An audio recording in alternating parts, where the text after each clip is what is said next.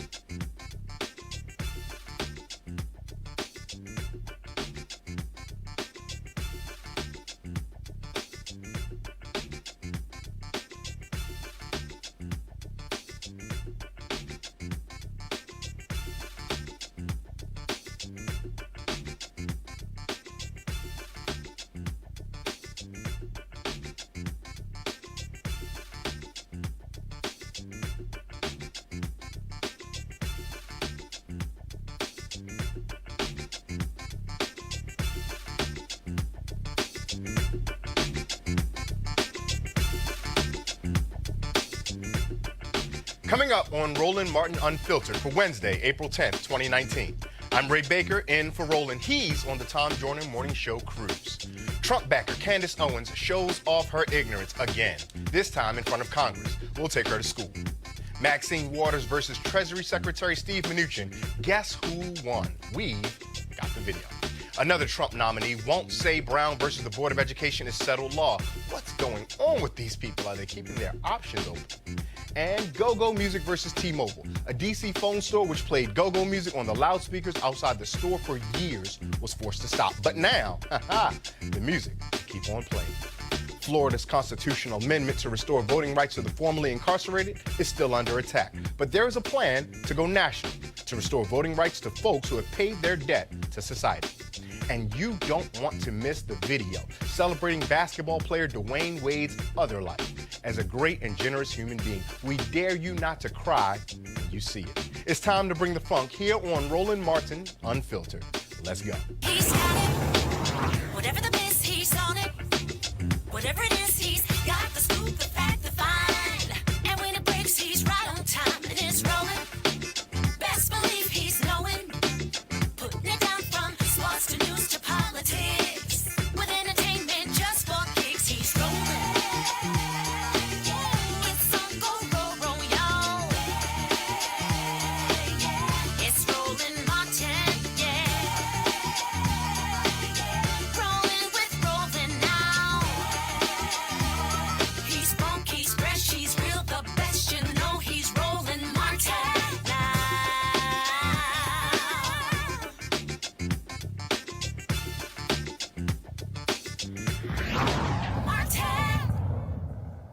I'm Ray Baker in for Roland. He's on the Tom Joyner Morning Show cruise. Yesterday's hearing on hate crimes and the rise of white nationalism before the full House Judiciary Committee continues to make waves. Unfortunately, it involves cleaning up the ignorance of Candace Owens. Owens is with the Trump PAC Turning Point USA. First question, of course, is why is she even called to testify at all? Why was she on the same panel as people as distinguished and informed as Kristen Clark, the CEO of the Lawyers Committee for Civil Rights Under Law, and Eva Patterson, president of the Equal Justice Society, both distinguished attorneys with decades of social justice work? Ms. Owens, on the other hand, attended but did not graduate from college and co-founded a marketing agency before coming to the attention of conservatives. Who asked her to testify, you might ask? One of the Republicans on the committee. Yesterday at the hearing, she was fed this question by one of the Republican members. Ms. Owens, let me begin with you if I can.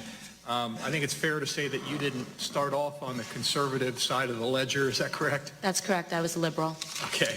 And so just on a couple of issues, and you mentioned them in your statement, but just to go back to them, if you could tell us again kind of what they are and what hatred that you've experienced as a result of having this point of view.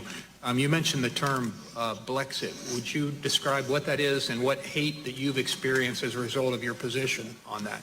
I launched a movement called Blexit, which is the black exit from the Democrat Party, when I became educated about the issues and stopped reacting emotionally, which is what the left wants us to do, presumably, when they hold up pictures of burning churches. I began to examine the facts and look at some of the narratives they were spinning. For example, in 2016, it was police brutality, and I realized that they are dissuading us against our own best interests. And I wanted to have a more productive dialogue with the black community about the issues that are actually affecting us and impacting us. When I announced that I was a conservative, I've never seen anything more racist, more disgusting, more vitriolic, and more hate that's come my way in my entire life than the things that Democrats and the media say about me today. I've been referred to as an Uncle Tom, a bed wench. For those of you that don't know, that means a slave that sleeps with the master, a house nigger. And these are all words that have been said over and over again about black conservatives when they have the audacity to think for themselves and become educated about our history and the myth of things like the Southern switch and the Southern strategy, which never happened. The myth of things. What caught most people's attention was her statement that the Southern switch or the Southern strategy never occurred. Spoiler alert, she's wrong. It did. Basically, the idea behind the Republican Southern strategy was that after a Democratic president, Lyndon Johnson, got the Civil Rights Act and the Voting Rights Act passed in 1964 and 65 respectively, that Southern whites would abandon the Democratic Party if, that is, Republicans could figure out a way to appeal to the white voters' racism. Legendary Republican operative Lee Atwater, he of the Willie Horton ad fame, laid out in this 1981 interview how Republicans use coded language to appeal to the racism of white Southern voters, something they're still doing today. You start out in 1954 by saying nigger, nigger, nigger. By 1968, you can't say nigger. That hurts you, backfire. So you say stuff like forced busing, states' rights, and all that stuff. And you're getting so abstract now, you're talking about cutting taxes, and all of these things you're talking about are totally economic things, and the byproduct of them is blacks get hurt worse than white. We want to cut taxes, we want to cut this, and we want is much more abstract than even the busing thing, and a hell of a lot more abstract than nigger nigger. Hard to believe that Howard University once wanted him on their board of trustees. On the panel today, we have A. Scott Bolden, former chair of the National Bar Association Political Action Committee, communication strategist Kelly Bethea, and Johanna LeBlanc, a national security and foreign affairs legal analyst. Welcome to all of you. Kelly, I'm going to start with you. When you hear the absurdity that we heard from Candace Owens, and she talks about that she's now facing racism, and she's alleging that there's a bit of reverse racism, how do you react or respond when you hear her say something like that? You know, at this point, I can't tell whether she's gaslighting or whether she's actually ignorant, because it's just not true. It's just not true. Like, there's history about it, there's recordings about it, there's people who are still alive who can testify to the fact that this stuff happened. So, there are no words, yeah, it's really right? When it comes to, man, I just, I'm speechless. It's really difficult. It's really, really hard. With her saying she's, you know, being discriminated against, I mean, in a sense she is, but it's not because of her skin color, it's because of her ignorance. Right. You know, I don't and we imagine that language such as bedwench and things like that has no place anywhere. But Johanna, I'm going to come to you next. Because my question there, as a black woman, do you see any identity politics there where you almost cringe thinking, oh no, please don't do this, sister, please don't? Well, the fact of the matter is this was an opportunity to talk about, to discuss white nationalism, a real threat to America's democracy, to everyday people living in America. But instead, we use Candace Owens as a distraction, to distract from the entire agenda, from what was supposed to be discussed. And I'm disgusted because I think that members of Congress, they know better. We elected them in office so that they can address the issues impacting Americans, but instead they have used Candace Owens, someone who is not knowledgeable when it comes to the history of race relations in America, but instead they use her as a pawn to distract Americans. They gave her a platform, though.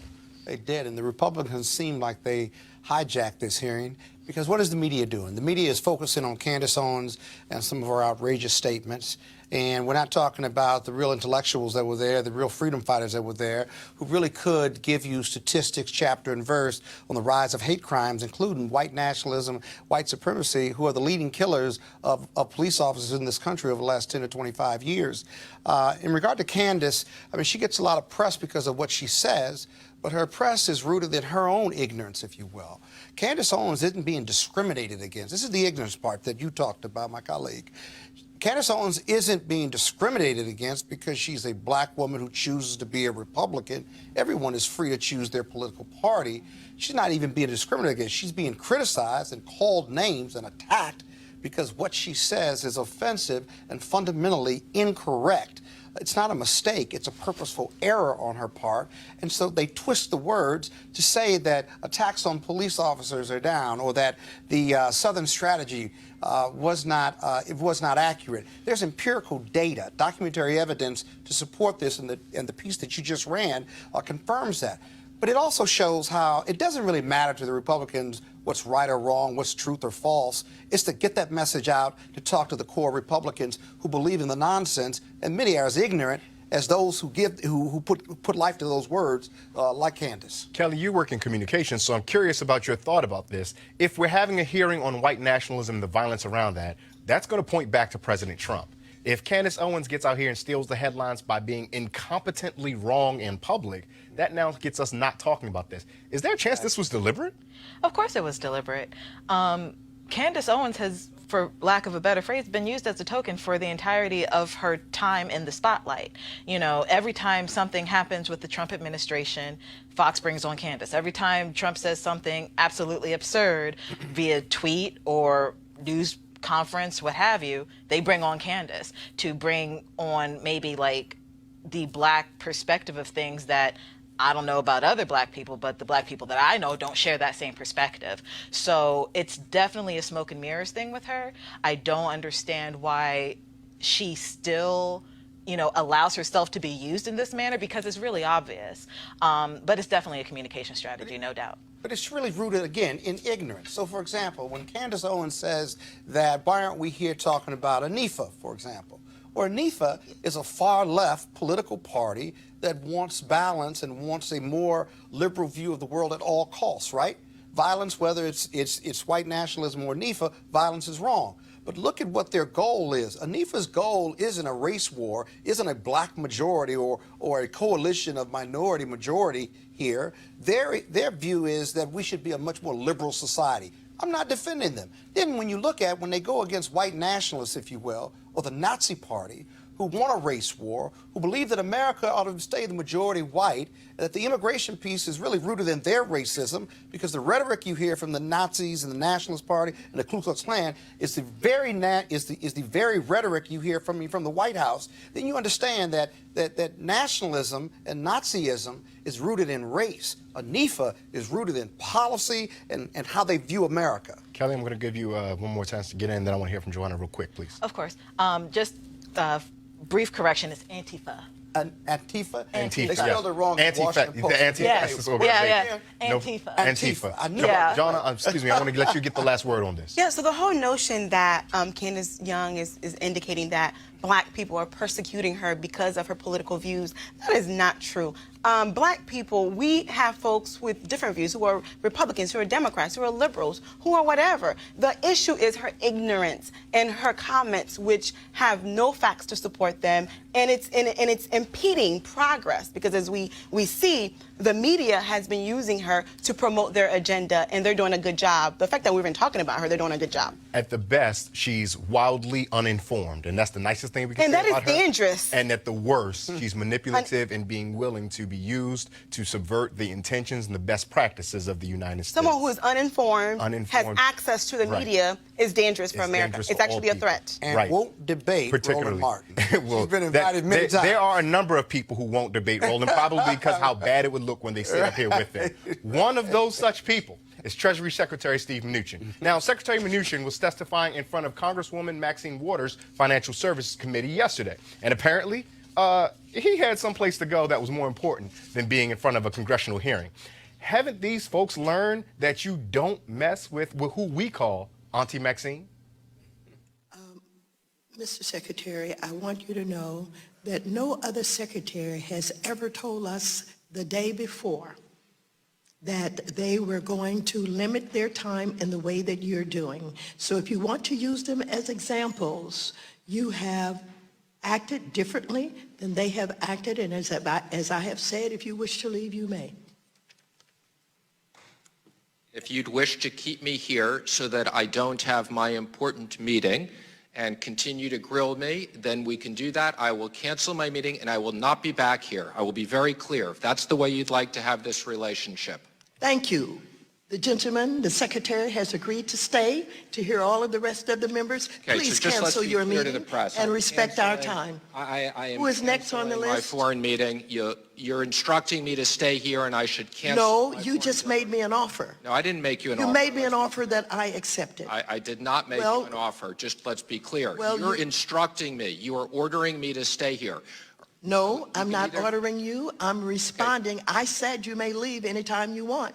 And you said, okay, if that's what you want to do, I'll cancel my appointment and I'll stay here. So I'm responding to your request. If that's what you want That's to do. not what I want to do. I told you. What would you at a- like to do? What I've told you is I thought it was respectful that you'd let me leave at 5:15. You are which free is the to leave current anytime you period of want. time. You may Okay, go well then, anytime please- you want. Please dismiss everybody. I believe you're supposed to take the gravel and bang it. That's the Please do not appropriate- instruct me as to how I'm to conduct this committee. Please, gentle lady, the time belongs to the chair. There's so many places to start there. That is so gloriously terrible. Gloriously terrible is the best way I can describe that. Johanna, please lead us in where you're going with this, because it seems like a petulant back and forth of wordsmanship between the secretary and the chairwoman about, no, I didn't say you could leave. Yes, I said you could leave. You told me I had to stay. What was your reading of that? The fact of the matter is, my position on this is, I think this back and forth happened because of sexism in America. Let's just be real.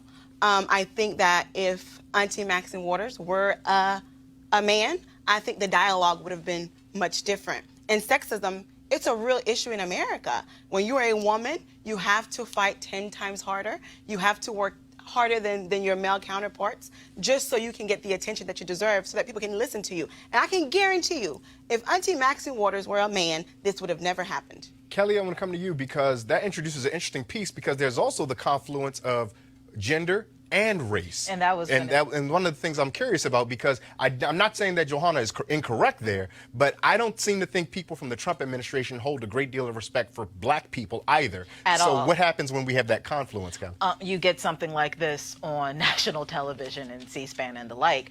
To Joanna's point, she's black and she's a woman. And we've seen Trump administration officials in front of hearings before, and in which black men are responding and, having that call and response, and they're not respecting him either. So I think it's just a blanket racism that nobody really wants to talk about, but is obviously there. And as usual, Auntie Maxine held her own, and I can't fault her for what she said. She went from reclaiming my time to recover my time. And, what are you going to say? I wouldn't be so quick I'm so sorry. I wouldn't be so quick to call it racism, in my opinion, right? Because I think for me to call it racism, I'll need a bit more information. But what I can tell you is it was complete disrespectful, and I Absolutely. think her gender played a role. But I wouldn't be so quick. Do you think her race played a role?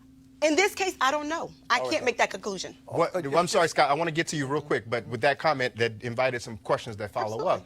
What information do you have that makes the gender obvious, that you think that caused a reason for the disrespect, but not so much the race? Because for us to say that it was racism, we have to know more about him. Like I said, he intentionally reacted to her because of the color of her skin. And I don't have enough information about the secretary, but what I can tell you is that his interaction with Congresswoman Maxine Waters was indeed disrespectful, and I think gender played a role, but I would not be so quick to say race played a role. It's interesting. It's easy to call it the race issue, and I think it does have to do with race and sex. But the reality is it also has to do with how the Trump administration views the Democrats. They take on his personality. And so not only Mnuchin, who, when you unpack it, was very disrespectful. He wanted to tell her how to run the hearing with the gavel. He made fun of it, and then they had the tay-to-tay. But this was, you could see his white privilege. He had a very important meeting. More important than being here with a committee that has oversight over his funding and budget. He didn't think so much of her or her hearing as a Democrat, at least, than he did for his hearing meeting with a foreign dignitary. That's the first thing. But you see it across the board. The former Attorney General, who was acting Attorney General, in the hearing before the House Judiciary Committee with Nadler. This goes back to kind of your race issue. Nadler is white and Jewish. And he told Nadler that I think his time was up, that Nadler's time was up, so therefore he didn't have to answer any more questions. It is an overall view of the Republicans, the GOP, and the White House not to respect the Democrats or have any decorum whatsoever, and that's not good for America, whether you're black, white, yellow, or brown. Reverend Joseph Lowery often says that when America stubs its toe, black America breaks its foot. And so the Trump administration seemingly demonstrates a hostility to Democrats, let alone black Democrats, let alone black women Democrats. But that's not where their hostility ends. It's getting to be a disturbing pattern that a number of Trump nominees have refused to say that the 1954 landmark Supreme Court decision on school segregation, Brown versus the Board of Education, is settled law. Now you hear that and you wonder, what does settled law mean? Settled law means the Supreme Court should never, ever consider overturning a decision like Brown. One such nominee who felt this way is current Supreme Court Justice Neil Gorsuch. Another, now confirmed federal district judge, Wendy Vitter. Now here comes Trump's nominee to be the second in command at the United States Department of Justice, Jeffrey Rosen. He was asked about it today at a hearing before the Senate Judiciary Committee by a Connecticut Democrat, Senator Richard Blumenthal. Brown versus Board of Education correctly decided. Senator, I don't think that it would be a productive exercise for me to go through the most thousands of Supreme Court opinions and say which ones are right and which ones are wrong. These are pretty simple questions. They're answerable by yes or no. Most lawyers, I suspect, would agree, based on knowledge of the law, that these two cases, pillars of our jurisprudence, were correctly decided by the United States Supreme Court. I have views about lots of Supreme Court cases, but I'm not being nominated for this position to be the Solicitor General nor a judge. And I think in this context, the point I'm trying to make is that whatever the law is, whether it's the decision I would favor or disfavor, I see it as the role of the Department of Justice to uphold the law such as it is, unless Congress or the courts change it. Well, just for the record, so we all understand, you're not nominated to be Solicitor General, but he or she reports to you, correct? So you are in charge of the arguments that are made to the Supreme Court. You would be in a position to suggest that the Solicitor General argue that Roe v. Wade should be overruled. That's why I'm asking you this question. Same with Brown versus Board of Education. And, we're entitled to know your personal views. Scott, I'm going to start with you. You're a lawyer. You have all the legal experience of any of us on the podium here. One, should someone should someone disclose their personal views on long-held statutes such as Roe v. Wade and Brown v. Board? That's the first question. And the second part of it is, if their opinion goes against what is the Supreme Court precedent that we now think to be just decent humanity, what does that mean about them holding office? I can tell you that every lawyer who's ever litigated or done appellate arguments has an opinion on the ultimate decision. Yes, Roe v. Wade was decided correctly.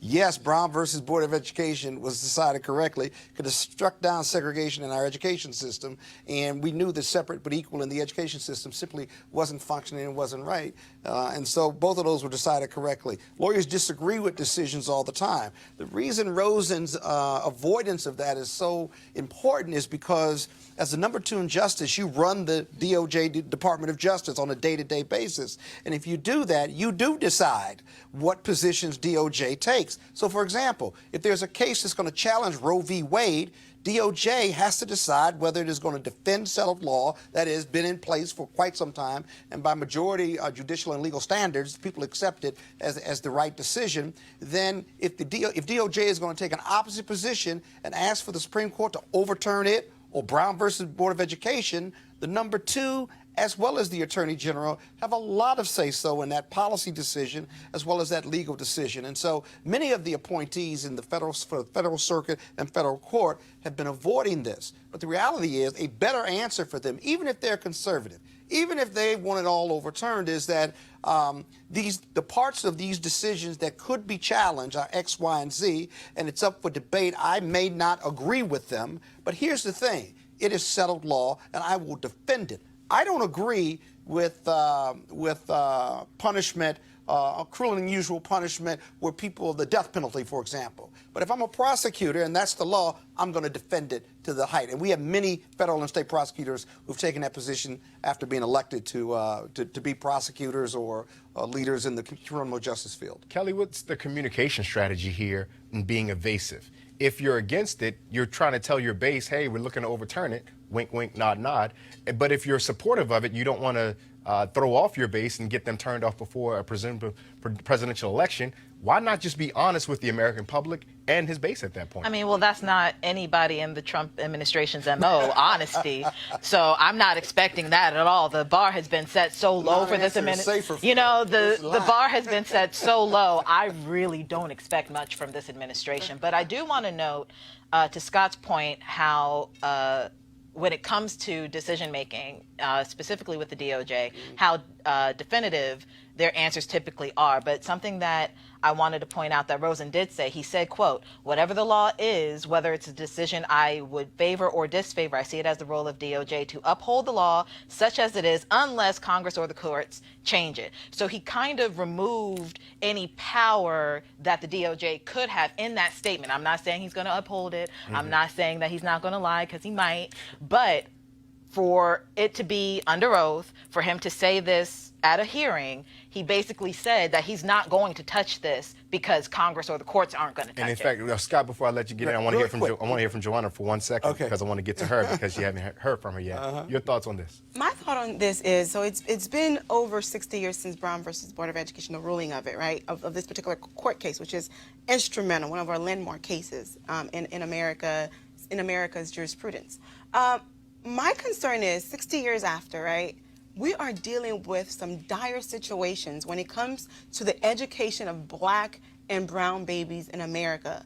Our schools are still highly segregated. That's just the reality of it. And our schools for Black and brown babies are still underfunded. And there are a lot of issues that would require the assistance of the Justice Department to take on. So if you have someone as Mr. Rosen, who refuses to take a position, it's kind of questionable. When something does happen, how is the Justice Department going to deal with it? And I'm highly concerned, because the education of our Black and brown babies is a huge concern of mine. It should be a concern of all Americans. I think so, but let me show your viewers, all of us, why this makes a difference and why this is a big deal. In Texas 3 months ago, the state of Texas challenged Obamacare, or the American Health Care Act, right? And so the judge went further in his opinion and said none of the American Health Care Act could be enforceable, which was far beyond what DOJ, the government, had argued in their brief papers and in their oral argument. They had argued that parts of it were unconstitutional, but that the other part, like pre-existing conditions, should stay in play. Now, when the judge's decision came forth, DOJ was ecstatic, because now they had an opening in the federal district court judge that was going to strike it down completely. A month or two later, a couple weeks ago, they then, in further briefings on the case, they argued that they supported now the complete evisceration of Obamacare, simply because this federal judge, who was a Trump appointee, and so from a policy standpoint, legal position standpoint, DOJ changed their position simply because of this judge's decision, a preliminary decision. Now, having said that, number 2, number 1, and the senior people at DOJ made that strategic decision. That's why him not answering that question is relevant, probative, and material to whether he should get appointed or not. And that's why Kelly's addition to the conversation about I'm only going to abide by what the courts and Congress say, because if you move out of the way and allow courts to change things, then you can reverse course. yourself. Yep. As if you guys haven't had enough of white men testifying on Capitol Hill so far, there were another hearing today before Congresswoman Waters' Financial Services Committee, where she got the CEOs of 7 large global banks to appear before the committee. Here they are. Take a look. Now, do you notice anything about them? Anything at all? Just take a look. Anything at all? Yep. All white men. Congressman Al Green of Texas asked them a question. How many of them thought they would be succeeded by a woman or a person of color? Not one raised his hand. When asked if it would happen in the next decade, 5 out of the 7 raised their hand. So much for that. Let's take a quick break, and when we come back, we'll update you on the great T-Mobile go-go fight in D.C. And there's great video to show you of a tribute to retiring NBA star Dwayne Wade. You want to check out Roland Martin Unfiltered? YouTube.com/Roland S. Martin. And subscribe to our YouTube channel. There's only one daily digital show out here that keeps it black and keep it real. It's Roland Martin Unfiltered. See that name right there? Roland Martin Unfiltered. Like, share, and subscribe to our YouTube channel. That's YouTube.com/Roland S. Martin. And don't forget to turn on your notifications so when we go live, you'll know it. And now, a word from one of our partners. You have plenty of pictures in your home, but you've never seen anything like this before. Introducing Easy Tiles, the world's first photo tiles made of sleek and ultra lightweight glass. Easy Tiles makes it super simple. You use their exclusive app for iPhone or Android to upload as many photos as you like. Then they print them on tempered glass. Your order arrives on your doorstep in just days. And that's when the real fun begins. Because with Easy Tiles, you'll transform your living space with a gallery wall that will amaze each and every guest. Easy Tiles are even simple to hang. No hammer, no nails. And because they're mounted on small risers, they appear to float on your wall. Easy to order, easy to hang, and guaranteed for life. Now you can save 30% on any size order, plus get free shipping on orders of 4 or more. Just download the free Easy Tiles app at easytiles.com and turn your best memories into beautiful glass wall art. Plus, save big now with this special TV offer. Again, that's easytiles.com. Hey fam, want to check out Roland Martin Unfiltered? The blackest show on all of digital, cable, and broadcast. Check out our audio podcast. There's only one daily digital show out here that keeps it black and keep it real. It's Roland Martin Unfiltered. Press play.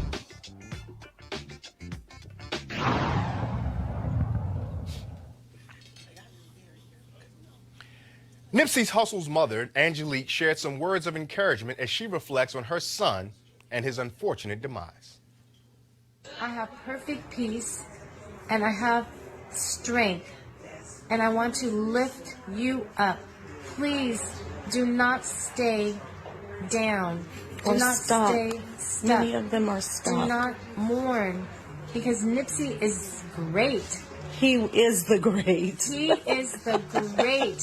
And now he is even greater. Yes, he is. Because he has no bounds and no limits. His energy is everywhere. He can touch. He's there with you now, and he's here with me now. That's true. That's and true. please be encouraged. Please be encouraged. He was beautiful. He did not look scary. He did not look like he was shot. None of that. None of the trauma, the way that he left this earth, none of that showed on his face. He looked like a radiant, clean, beautiful Light being. Light being. Yes. Yes. Yes. Yes.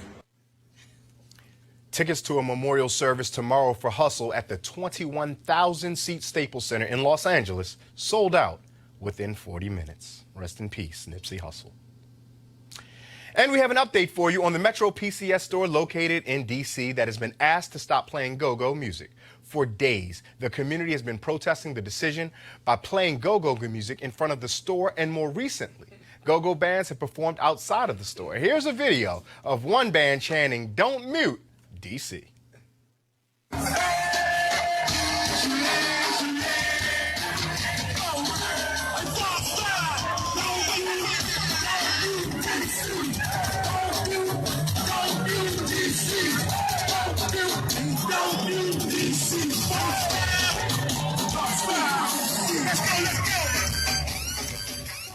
That's video from a rally that took place on the corner of 14th and U I tell you, the panel's up here laughing, but I tell you, anything that beats on the 2 and the 4, you're going to find me stepping to it. Anything. Now, John Ledger, the CEO of T-Mobile, which owns Metro PCS, he stepped in and tweeted a statement on the issue. He tweets, quote, "I've looked into this issue myself, and the music should not stop in D.C.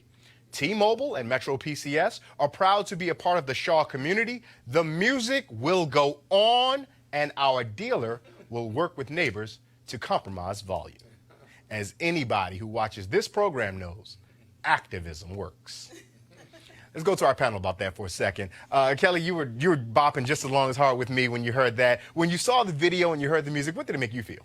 It made me feel like I was home because I grew up here, and that corner is just quintessential go-go. Like, I've never been there during the day where it hasn't been playing. So for somebody who's not from here, doesn't know our culture, doesn't know anything about DC, to come in and basically just try and change something for their benefit without regard to the community at large, it's just insulting, because it's not about whether you're moving here. Nobody cares where you move. It's you're changing something that didn't belong to you in the first place. So that's what the reaction from my community was doing, what we were talking about. And I am just kind of upset that I missed it by just like an hour yesterday. Go out there. You want to go out there? You want to be out there bopping? Of course I Scott, was. Let me tell you something. When I was a young partner, senior associate, I represented Warren Williams Sr. and Jr., and they owned the Club U, right there at 14th and U in the government building.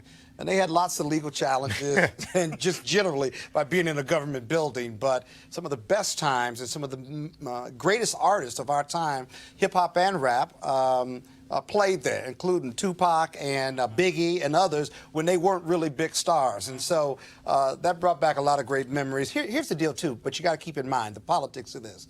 T-Mobile is in merger acquisition discussions right now with another mobile organization. I can't remember who they're trying to combine with, right? And so they're under scrutiny from DOJ, and obviously the state attorney generals across the country will be looking at that merger/acquisition to figure out whether they're going to sign off on it or approve it or not. And so why pick a fight with one of the largest group of your users, African Americans and brown people, use more T-Mobile phones from a customer base than any other group? Why pick that fight on something as essentially ethnic and hometown as D.C. as the go-go? Absolutely. And to your point, Scott, I believe they're merging with Sprint, if I'm not mistaken. I think you're right. Yeah, and to your point, Kelly, that strip is on the corner of 7th and Florida Avenue. And as a Howard University alum, well, it looked like walking 14th. Yeah, no, that video was from 14th and U. Okay. The actual store is on 7th and Florida. Okay. And so as a Howard alum, when you get off the metro and you walk toward the university, you know you're back for homecoming when you can hear the go-go. When you can hear the go-go. Speaking of Florida, their amendment down in the state of Florida, Amendment 4, which restored voting rights to 1.4 million formerly incarcerated felons, is still under attack by Republican legislators there. Even though the amendment to the Florida Constitution was specifically written to keep the legislature out of implementation, the measure there passed with 64.5% of the vote. Now, for some good news. The Florida Senate committee working on implementation is not demanding that all fines and court costs be paid before voting rights are restored. However, their Florida House committee there that is working on it is demanding that payment. Those payments could total billions of dollars, and so some progress here, but the fight is not over in Florida. On the federal level, Senator Ben Cardin of Maryland introduced the Democracy Restoration Act of 2019 this week. The bill will restore federal voting rights to all Americans with felony convictions as soon as they're released from prison. Here to talk about that with us is Connor Maxwell, race and ethnicity policy analyst at the Center for American Progress. Connor, thank you so much for joining us. Sorry I'm here instead of Roland. I'm sure you're probably looking forward to it, but I hope we have the good conversation nonetheless. What does the senator's bill ultimately do for so many formerly incarcerated citizens? Yeah, thank you so much for having me on. And I think the right place to start is Senator Cardin's bill would solve exactly the sorts of problems that we're seeing coming out of Florida, right?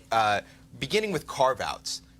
In Amendment 4, there were specific carve-outs for offenses, and there was a lack of clarity or a perceived lack of clarity from Governor DeSantis about how it should be implemented. And he took advantage of that situation in order to disenfranchise as many people, black people, as he possibly could. So Senator Cardin's bill would restore voting rights to vote in federal elections to anyone with a prior felony conviction immediately upon release from prison. And that's really important because this is, we all know research shows voting is an important tool for reentry. It's supported by law enforcement. The American Probation and Parole Association is extremely supportive of this bill and of restoring voting rights. So it's the right step forward. More than 10 senators already support it. We already know that voter suppression is huge. It played a huge role in 2016, and we expect that it'll play a huge role moving forward. What degree of optimism should any of us have that other Republicans who sign on, both on the state level and federal level, for different degrees of voter suppression, what degree of optimism should we have that they'll then be supportive of this legislation? Sure. Well, I always try and stay optimistic. But what I'll say is that voter restoration is supported by Democrats and Republicans. And we saw that in Florida this year. 65% of voters supported this, over 3 million votes cast in support. And so you do see bipartisan support. You saw the ACLU and the Koch brothers coming together in Florida to get this thing done.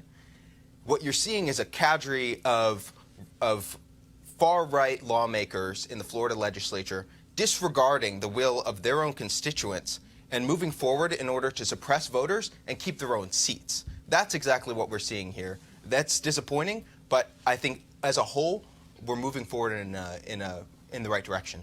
What are some next steps that we need to see in order to see this bill introduced by the senator really come to fruition? And then again, it has to be signed by Donald Trump. What optimism do we have of that? Even the most optimistic person like yourself. Yeah.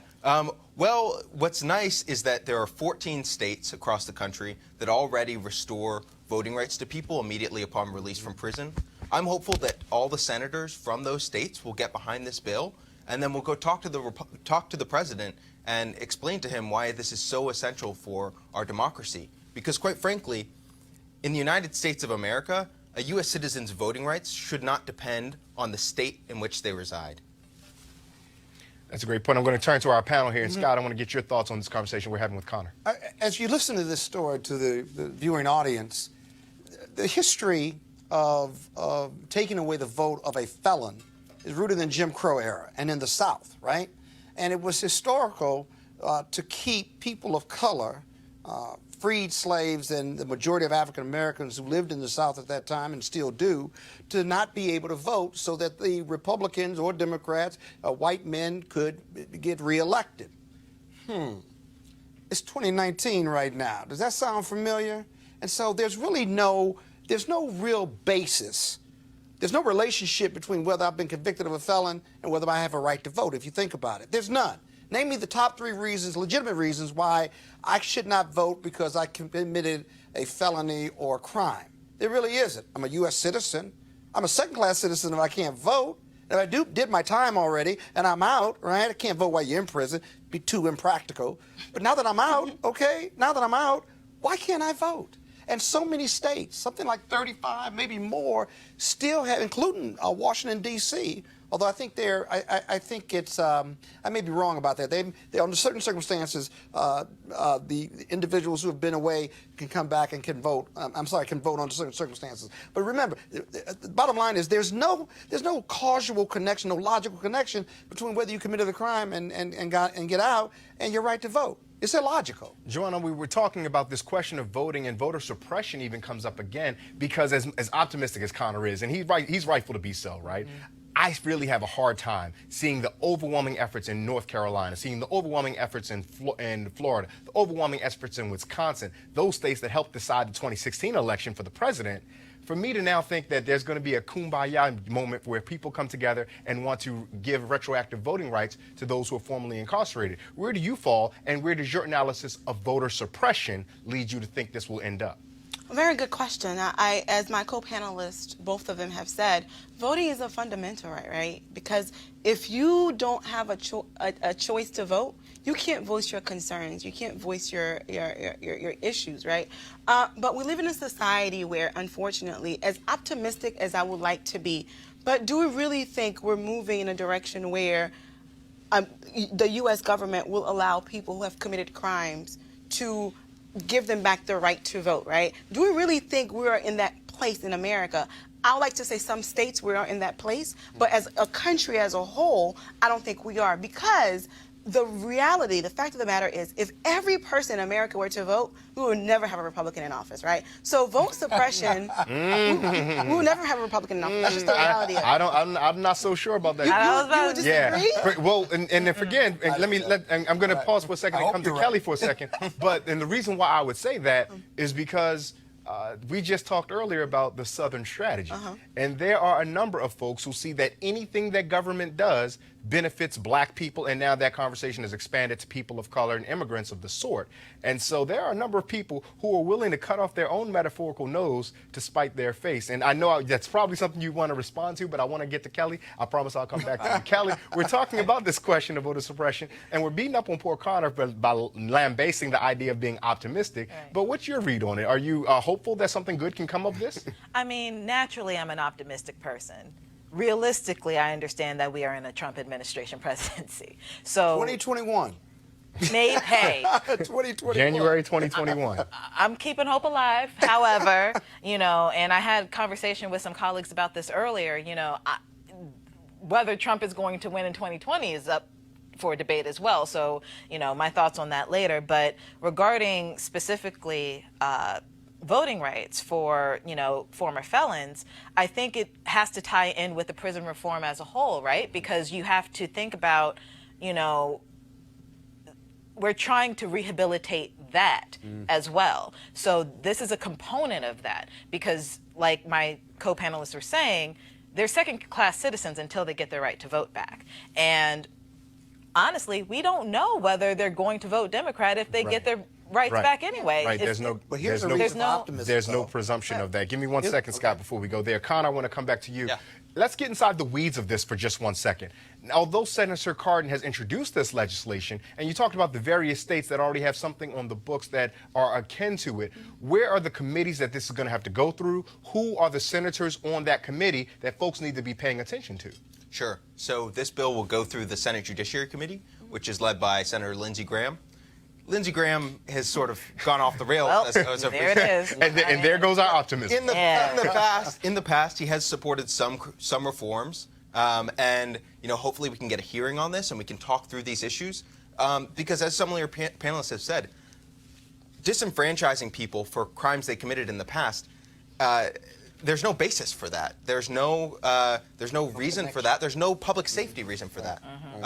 And these people are eligible to pay federal taxes. They should be eligible to vote in federal elections. So your panelists are absolutely right.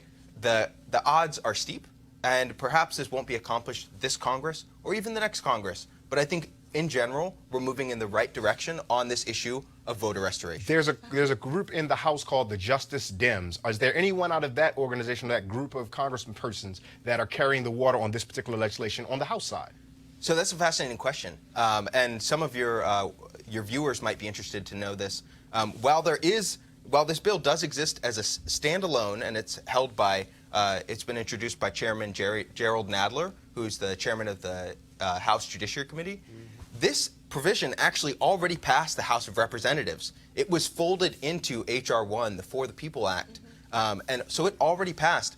Every single Democratic member voted for this policy and is supportive of it. And so we're hoping that our counterparts in the Senate will be able to get this done. Scott, you had to chime in. Real quick. So here's the reason. Here are two reasons to be optimistic. You're right. It may not be this Congress. It may be the next Congress. The Senate in 2020, several seats are up, and many pollsters and political analysts believe that the Dems have a real shot at taking over the Senate and holding the House. That's one thing. Second of all, depending on the demographics, depending on the reports that you see and the Pew Trust analysis and foundation reports, people of color are going to be the majority of this country, whether it's 10 years or 20 years from now. I got to believe that those people who have suffered because of this litmus test, if you will, for voting are going to come out in strong support of it and look for the demographics and look for the change in the Senate and the House to become more diverse. And when you get that diversity, short-term, long-term, then this issue bubbles to the top and has a tremendous chance of passing. It's the right thing to do. I'll remind Roland in some years after now that Johanna and Scott both gave the James Carville prediction that 50 years in the wilderness for Republicans, because Democrats will be the ones that'll be moving on. I dream about it. I'm sorry. Connor, we thank you so much. Is there anything real quick before you get out here, anything folks can do to help push this along, any kind of contact to their legislatures that you would advocate for? So what I'll say is educate as many people as you know about this issue. A lot of folks don't realize that that their neighbors, their cousins, aren't allowed to vote because of something that they were convicted of in the past. And so public education is the most important part of this. Obviously, democracy is key here. Voting, contacting your lawmakers, and making it clear that voting is a fundamental right in this country, and they need to stand up for it. Absolutely. Connor, thank you so much for your time and attention on this. We'll be sure to pay attention, and I'm sure that when Roland comes back, he'll be all over this. Let's take a quick break, and we'll come back with more of great Dwayne Wade video.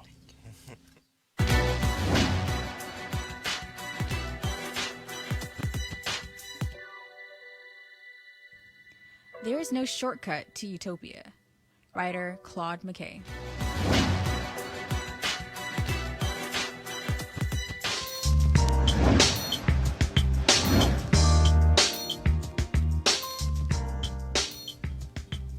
For today's HBCU Giving Day, the school is Dillard University. Dillard University is located in New Orleans, Louisiana, and was founded in 1869. Notable alumni from that great institution include Andrew Young, Garrett Morris, Ruth Simmons, Carl E. Stewart, and many, many more. To donate to Dillard and keep one of our bedrock HBCU institutions alive and thriving, please visit www.dillard.edu. Again, that's www.dillard.edu.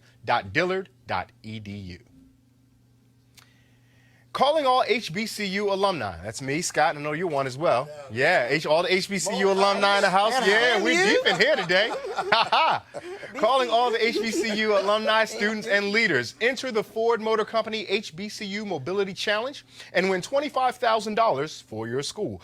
Building on their long-term support of HBCUs, Ford is looking to improve mobility in HBCU communities through innovative solutions. The winning program will receive a grant of up to $25,000 to implement their proposal. The deadline to apply has been extended to April 15th, 2019, tax day. Get the Ford application in and your taxes at the same time. Go to fgb.life. Again, F as in Frank, G as in girl, B as in boy, .life for more info. And to apply, Ford goes further in our community. Monday night was the Miami Heat Dwayne Wade's last home game. In typical D. Wade form, he scored 30 points off the bench. Now he's retiring after this season, and the send-offs around the league have been many and heartfelt.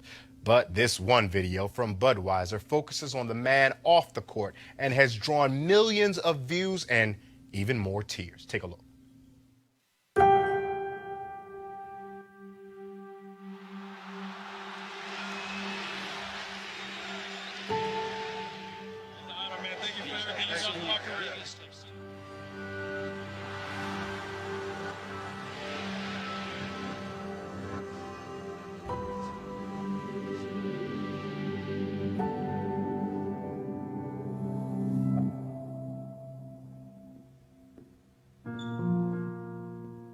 I have no idea who's coming. Like, literally, no idea.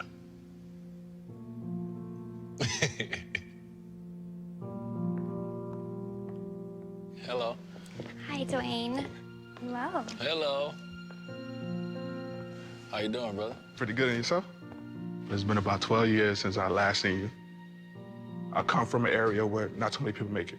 It was always my dream that I'd get the chance to go to college, but we just didn't have the money. You mean so much to us, and my brother Joaquin loved you from the beginning. He passed away in Parkland on February 14th. He was one of the 17 victims. 10 days before Christmas, our house burned down and we lost everything. It was one of the lowest points in my life.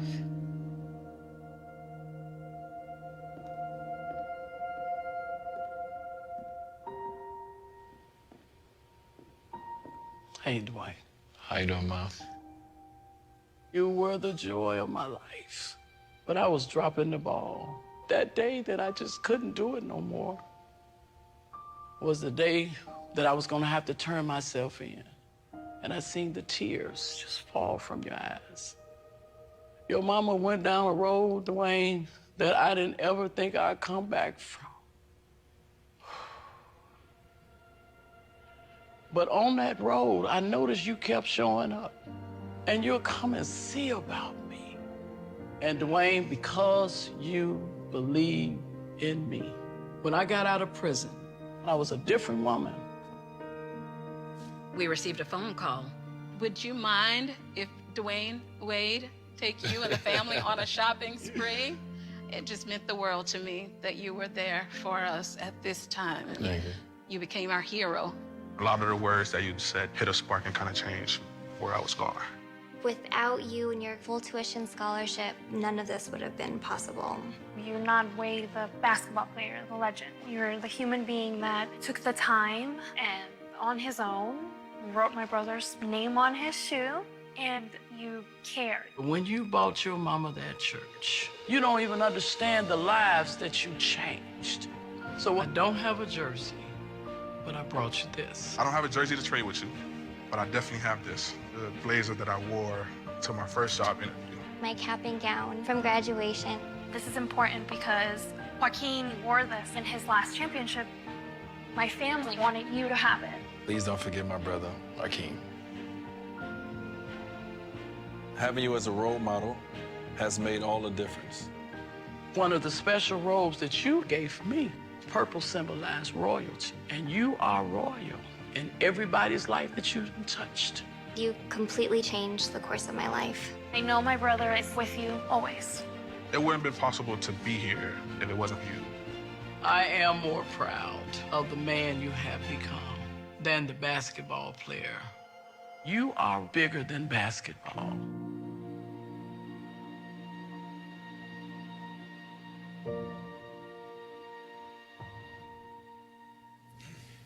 With a person who's so accomplished in the game of basketball, it is hard to imagine that he could be even that much greater as a person.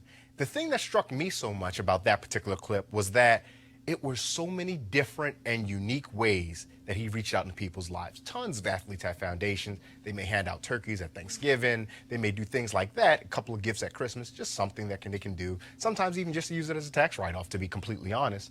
But the myriad of ways that Dwayne Wade affected everyone's life was just so it moves you in such intimate and deep and personal ways. Johanna, did it do the same for you? Absolutely, and I think that historically, America has done a very good job in terms of the media portraying men of color, people of color in general, in such a negative light, right? So for us to see this video of a man who is so much greater than life, right, who is well accomplished, but yet he could just focus on himself and his family, but instead he has given so much to humanity and so much to others. And I think that's what it's about at the end of the day. I don't care how much money you've made, how many degrees that you've attained. The question to you is, what have you done to make the lives of other people better? And Dwayne Wade has done that. He has made an impact in the lives of millions of people all across the globe. Kelly. I mean, it shows you just how holistic he is. He's not just a basketball player. He's not just a celebrity. He's a well-rounded human being, a compassionate human being who not only takes the time for strangers, but you saw his mother in there, his family. I also saw over the weekend his son came out as gay. You know, I think his son's maybe like 11 or so. That's a very hard thing to do for anybody, let alone a young black man, black boy, frankly, at the age of 11, right? And we still have this stigma in our culture, not just black culture, but the culture at large, where we don't necessarily trust what our children say when it comes to their own sexuality, right? And the fact that Dwayne Wade actually, said, hey, not even congratulations, but he was like, I wish I was there. And his wife, Gabrielle Union, was there. There was an entire village around this little boy. His oldest son was there. His stepmom was there. Everybody was there supporting this little boy. And that's what we should be doing for everybody. Absolutely. Scott, when you see that, you talked to us while we were watching the video, that, man, you're going to hold the tears because you've already let them out when you saw that. That's right. But when you saw it the first time, what ran through your mind? I thought about my mother, who's no longer with us, who passed away at 57. And I thought about two things she used to say all the time. One, she used to say, if you're not living a life of service, you essentially only living half of your life. You can go make as much money as you want. You can go do X, Y, and Z. But if you're not giving back to the community to make it better, you're only living 50% of your life. The second thing, I used to say at her funeral, I said, you know, I learned how to be a man from my father, who was one of the strongest men I've ever known. But my mother narrated my journey to manhood. And when I looked at that video, I thought how ironic that his mother wasn't there. But she said one thing that just really resonated in the opposite of what I just said. And that was, she said, when I turned myself in and went to jail, I had a long journey back. She said, but you kept showing up. He narrated her journey back, and yet he's become this iconic, not just basketball figure, but humanitarian figure. And then lastly, what I thought was, this is a great video, yes, but I guarantee you, there are the strong black men like you and me, other athletes, other people who are just working day-to-day, government workers, private sector, public sector, who are in the grind, taking care of their families, and are huge humanitarians, but they don't have an 8-10-minute video made. And that gets to your point about how we are stigmatized, how we are viewed, and how we are presented in media, when the reality is, most of the people, as one police officer told me when I was a prosecutor in New York, and we were doing Harlem, and we did the write-outs in Harlem, he said, the problem with Harlem is 10% of the people here do 100% of the crime. The other 90% are good, hard-working people paying their taxes, want good schools, want good health care. And we don't have that story told in the media, which is why Roland Martin Unfiltered, and we need more programs like this. I know Roland would welcome more programs like this. So it wouldn't be a necessity.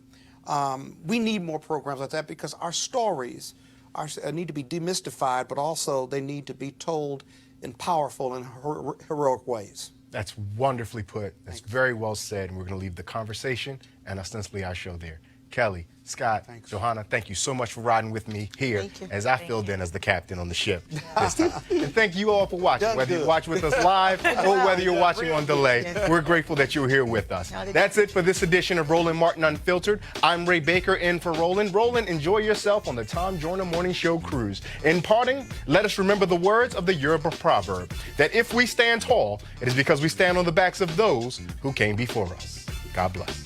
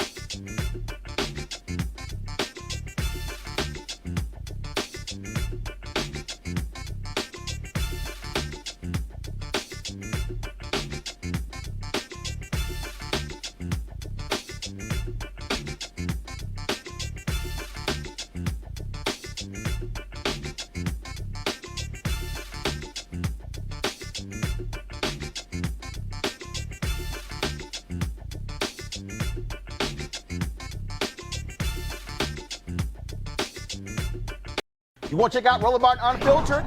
youtube.com/Roland S. Martin. And subscribe to our YouTube channel. There's only one daily digital show out here that keeps it black and keep it real. It's Roland Martin Unfiltered. See that name right there? Roland Martin Unfiltered. Like, share, and subscribe to our YouTube channel. That's youtube.com/Roland S. Martin. And don't forget to turn on your notifications so when we go live, you'll know it. Hey fam, want to check out Roland Martin Unfiltered, the blackest show on all of digital, cable, and broadcast. Check out our audio podcast.